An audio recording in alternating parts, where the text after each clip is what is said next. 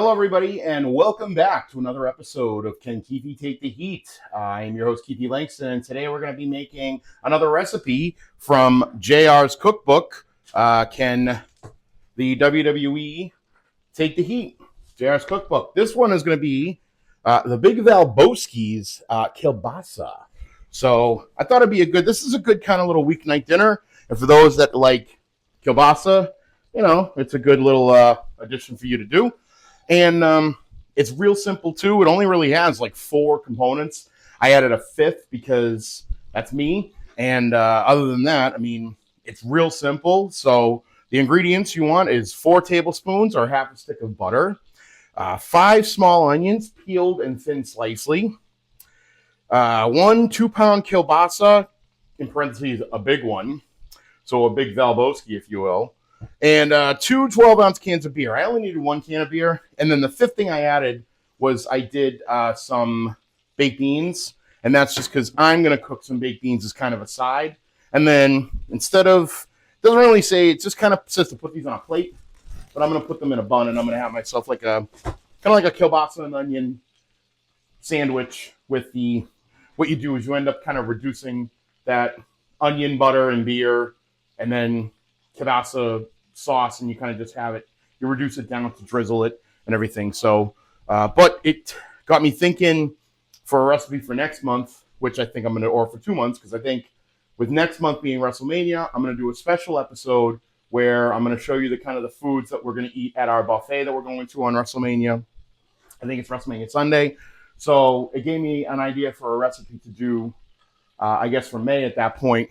And we'll talk a little bit about that. But basically what I have, I'm over medium heat in a skillet. I've been melting some butter. And then beforehand, I cut up 5 small onions. And I kind of, dice them, or I cut them into slivers. And we're just going to dump those all in. And I believe this is unsalted butter. So I am going to salt them a little bit. But you want to kind of break them up.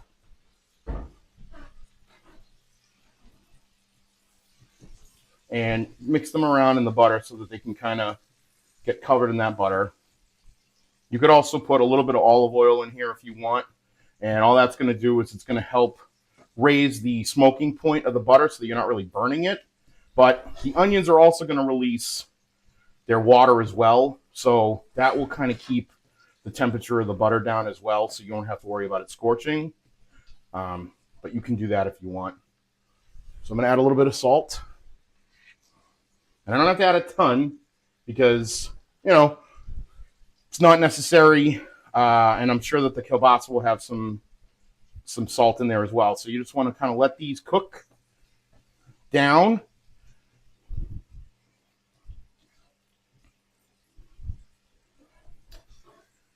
And you don't have to really cook these very, very long. And the reason being is because you end up simmering this for 25 minutes in the beer. So you want to just kind of cook these until they start to be translucent. And you'll notice that cooking them, you'll see them start to become real translucent. And as you can tell, they're already starting. Let me bring this camera closer so you can see. They're already starting to get translucent, So you just want to kind of cook these. And then the kielbasa that I picked out, I looked for one of the classic, one long kind of cylinder of it, one kind of long kielbasa. They didn't have it at the grocery store.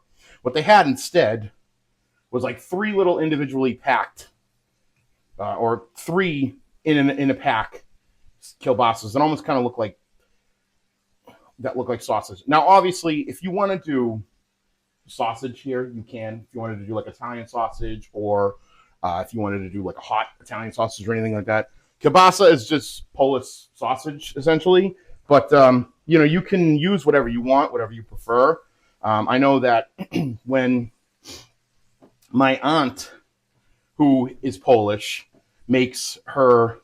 And she married my uncle, who's Italian, and made the Sunday gravy or the Sunday Italian meat sauce.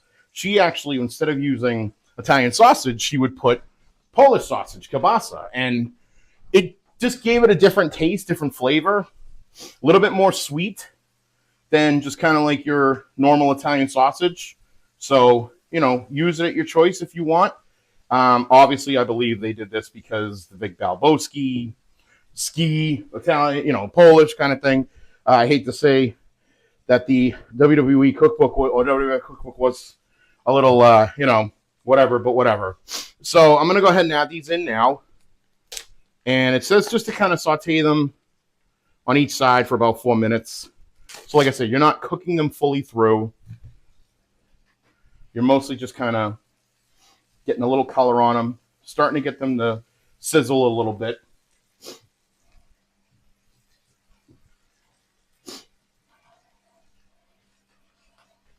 Okay, so we're going to let those cook.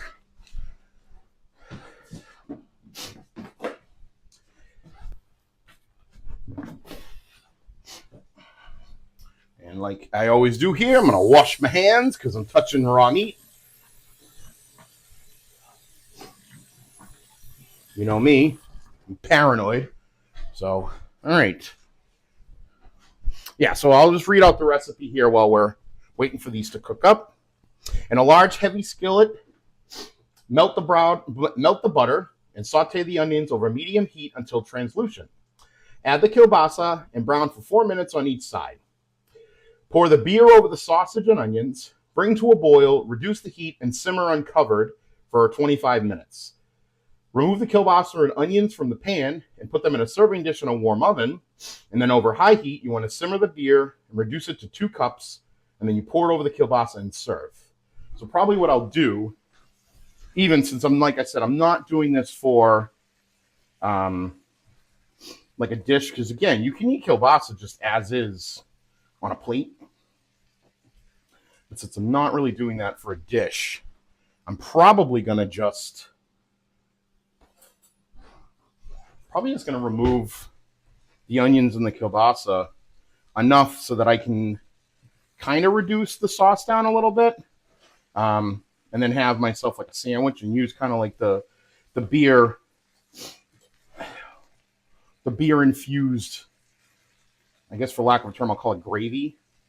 That's kind of like instead of like a mustard or some kind of other condiment that I'm going to be using.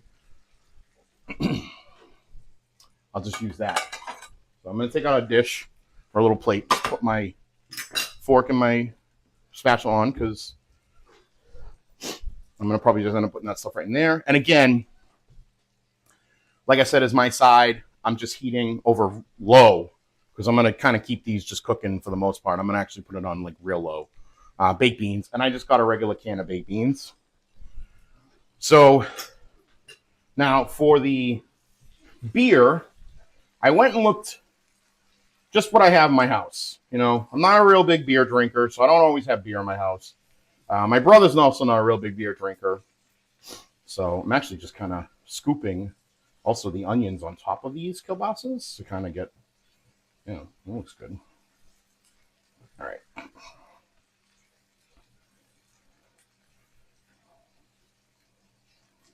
But anyway, so the beer he had was a Sam Adams, and it was like Sam Adams. He had different kinds of lagers and ales and whatnot, but this one he had was Sam Adams Julian Edelbrau. So obviously, in dedication to our great former wide receiver for the New England Patriots, Julian Edelman. So shout out to all of my non-Patriot fans out there who probably will, like Justin Rosero, will probably tell me to go pound sand with my Julian Edelman drink. But anywho, so we got that. So, all right, well, that's just continuing to cook. A couple more minutes. I'm going to read the little JR blurb that he has in the book. It says, the best part about this recipe is that you still have 4 beers left from the 6-pack. Only kidding. The best kielbasa I ever had was in Milwaukee. Unfortunately, I ate 3, 4, and had a bit of the old bellyache. Mama always said, in moderation, son, in moderation. This really isn't a great date meal unless your date is from Wisconsin. So Jim Ross kind of joking about eating kielbasa or bratwurst. I love bratwurst. In fact, actually, the first time I'll admit that I ever had a bratwurst was when I went to Chicago to a Cubs game, and we went in, I want to say either 2004 or 2005. I can't remember, but it was the Boston Red Sox played the Chicago Cubs, and it was the first time, actually, that the Red Sox had played the Cubs in Chicago since they played each other in like the World Series in like, I don't know, like 1917, I think it was. And it had, and at that, it was their first time in Wrigley Field, because even back then, Wrigley hadn't been built yet. So, but we went and they had bratwurst there instead of just regular sausage, pepper, and onions like you would get at Fenway here. So we got those, and I fell in love with them like immediately. Like, I don't know, there's something different about bratwurst as opposed to just regular Italian sausage or whatever. And from time to time, I'll get them now. Johnson usually sells them, Johnson's bratwurst, and you can get them, and they're really good. Like I said, it just has a different flavor, a different texture, kind of just all together. You can grill them, you can fry them in the pan. They're amazing. So this is kind of like that, similar in the sense that, the kielbasa obviously is just a different blend. I have looked a lot at a lot of the other kind of like German or Polish, German sausages, things like that. And I'm really would love to try them all, believe it or not. So I'm going to go ahead and pour the beer in. Yeah, I only needed one can. I mean, I guess if I had a much bigger thing, I would put two, but I really only need one. And that'll be good, because that's kind of in the same vein of like beer battered sausage or beer battered hot dogs or beer battered bratwurst or whatever. And I've had those before, and those are really good. I don't know if you guys have ever had bar cheese or beer cheese, which is another kind of just a Midwestern flavor of food, but that stuff's amazing as well. So, all that stuff is really good. So dig in and enjoy. All right. So this is boiling now. Didn't take very long for that to boil up. So now it says to reduce the heat and simmer uncovered for 25 minutes. So that's what I'm going to do. So right now I have it on like a medium. For those with electric burners, I have it where low, and then it goes to 8, I guess, or 9 is high. I had it on 5. I'm going to lower it down to like 3. I'm in between 3 and 2. And I'm going to let this simmer. And I'll be back in 25. And now, The Smart Set, Zenith's Advanced System 3. Look inside and you'll find Zenith's exclusive computer brain. It helps make this the smartest Zenith color set ever. Look inside the Z100, Zenith's most sophisticated desktop computer, and you'll find Zenith design and component expertise there too. The Z100s are easy to use and expandable. Zenith desktop computers and Zenith color television. What they have in common is Zenith quality. It goes into everything we make. Look at what your participating Carvel store has this year. Yes, Santa Claus, and he has a helper, Cookie Puss, of course. That's me. He's delivering a gift for Santa Claus. Would you like to see Cookie Puss or Santa Claus? I'm sure the children would love to see Cookie Puss. Merry Christmas. Please go to your participating Carvel ice cream store or phone the number that you see here, 1-800-327-GIFT. We honor most major credit cards. Thank you, folks. Have a happy holiday.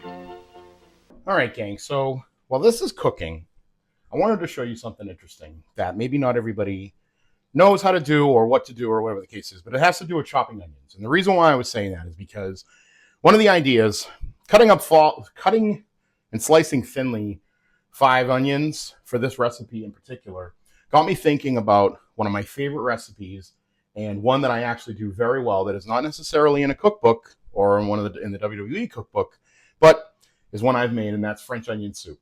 I love French onion soup. It's one of the best, I think, comfort foods. You can have it amazingly in the winter, fall, winter, early spring kind of thing, because it's nice and warm. It fills you up. But it's also really good during the whole course of the year. Obviously, with that, you have to cut up a ton of onions. So one of the things that I've learned over time, and having watched very or famous chefs and YouTube chefs alike, having watched like Gordon Ramsay and Marco Pierre White do it 1,000 times, is cutting onions. And real quickly, I just want to show you, if anybody knows how to cut an onion. So don't mind my cutting board. It kind of has, I don't know, it's got like a burn mark on it. This is a wooden cutting board. I highly recommend getting a wooden one because it just doesn't pick up, like you can cut chicken and meat on here as well, and it won't necessarily, you won't get any like salmonella or any other kind of bacteria or anything transferring over because the wood just doesn't carry it. It cleans very well. And also you want to have a good knife. You want to have a good sharp knife. Now, I won't cut an onion because I just did a whole bunch, but basically what you want to do is you want to take your non-cutting hand, so in this case it's my left hand, and you want to make like a claw. And essentially what you want to do is you want to use like these 3 fingers here to hold and support your onion. And the reason being is you want to have it in a claw so that way you don't cut your fingers off. And what you do is you make sure that essentially this knuckle here is your guard, so that no matter how many times you go down on the board, you're just going to be sliding. Let me see if I can, like sliding against that. So then what you do is you do this. So you're holding the onion, you slice it down, and then you just kind of make through. Now, I'm not as good as some of those other professional, or I'm not good as professional chefs because I'm not a professional. I dare I say I'm a chef, I'm a cook. But when you go, the more you learn it, the faster you can get. Speed doesn't matter. Speed comes with time. So you just kind of, but as you're slicing down and you want to kind of like rock the knife. And the reason why when you rock the knife is it'll allow the onion or whatever you're cutting, carrots, celery, potato, whatever it is, it'll allow it to kind of like just fall off. And you don't have to worry about, having it stick or whatever the case may be. And as long as you keep that knife right that, and you hit that knuckle, that bottom knuckle on your finger, you should never cut yourself. You might skin your finger, but you're not going to chop your finger off or cut your nails or anything like that. Just a good little tip. You're going to see it doing French onion soup because, like I said, you're going to be cutting a ton of, you end up cutting like 5 pounds of onions for that. And I think what I'll do in May is we're going to go over that, and we're going to make French onion soup, and it'll be a lot of fun. But like I said, I just wanted to kind of throw this in there. I thought everybody would get a kick out of that, and we'll see you when this is all done. I was overweight and looked terrible, but AIDS helped me lose 46 pounds. The AIDS diet plan helped me lose 28 pounds. AIDS helps control your appetite so you lose weight. Yet AIDS lets you taste, chew, and enjoy. And the appetite suppressant in AIDS is not a stimulant. AIDS helped me to lose 18 pounds, and it doesn't contain anything to make me nervous. Question: why take diet pills when you can enjoy AIDS? AIDS helps you lose weight without making you jittery. Get a telephone for Christmas! It's Crazy Eddie's greatest Christmas sale ever! And Crazy Eddie's going telephone crazy for Christmas with the absolute lowest prices anywhere on telephones and telephone equipment. Shop around, get the best prices you can find on telephones. Then go to Crazy Eddie and he'll beat them. Telephone answering machines, automatic dialers, and cordless phones too. Crazy Eddie's going telephone crazy for Christmas. See Crazy Eddie now during his greatest Christmas sale ever. Crazy Eddie, his Christmas sale prices are insane.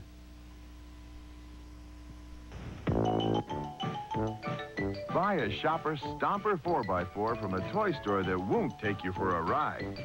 KB Toy Stores.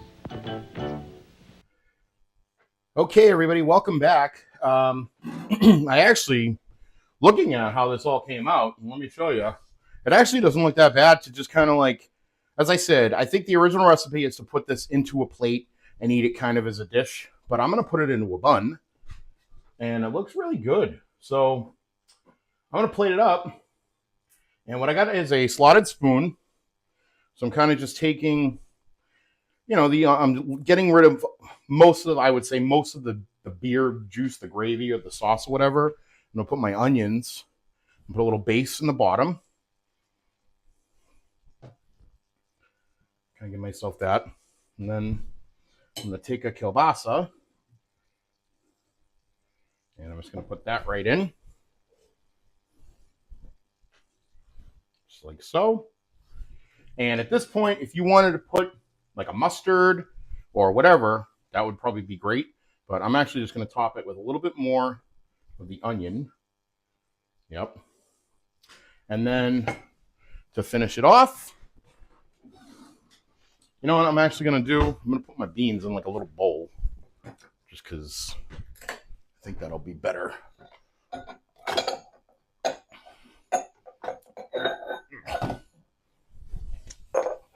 I got like a little bowl to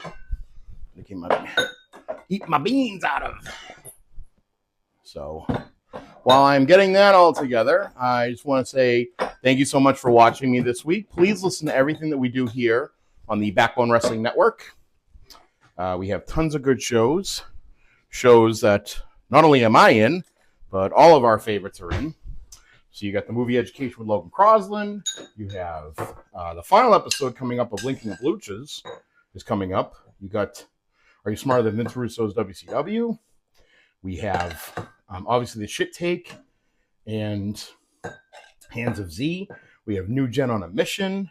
We have the Cross Up every Monday morning. What else do we have? Good Lord. Oh yeah, the new Arrowverse, Journey Through the Arrowverse we have. We Watch Comics with Logan and I. And tons of other stuff. And also listen to everything that goes on the Place to Be Nation as well as the North-South Connection Podcast Network. But for this episode of Can Keithie Take the Heat, I think we did a pretty good job. And we'll see you when we see you. Take care. Bye-bye.